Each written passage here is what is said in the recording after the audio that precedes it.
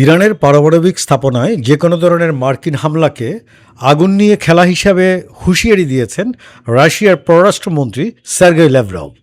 সম্প্রতি সৌদি আরব ভিত্তিক সংবাদ মাধ্যম আল আরাবিয়াকে দেওয়া এক সাক্ষাৎকারে তিনি এই কড়া হুঁশিয়ারি উচ্চারণ করেন।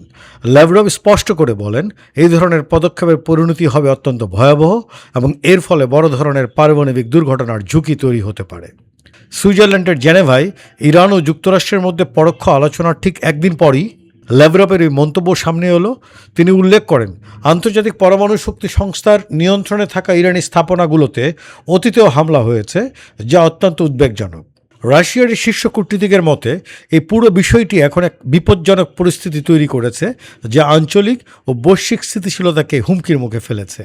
সাক্ষাৎকারে ল্যাভরভ কেবল সামরিক উত্তেজনাই নয়, বরং যুক্তরাষ্ট্রের অর্থনৈতিক ও জ্বালানি রাজনীতিরও তীব্র সমালোচনা করেন। তিনি অভিযোগ করেন, নবনির্বাচিত ডোনাল্ড ট্রাম্প প্রশাসন হঠাৎ করেই রুশ জ্বালানি কোম্পানি লুকওয়েল ও রোসনেফটের উপর নিষেধাজ্ঞা আরোপ করেছে। এছাড়া ভারতকে রুশ তেল কেনা বন্ধ করতে চাপ দেওয়া এবং ভেনেজুয়েলার জ্বালানি খাতে রাশিয়া, চীন ও ইরানকে নিষিদ্ধ করার মতো মার্কিন সিদ্ধান্তগুলোকে তিনি বৈশ্বিক জ্বালানি বাজার থেকে রাশিয়াকে সরিয়ে দেওয়ার অপচেষ্টা হিসেবে বর্ণনা করেন।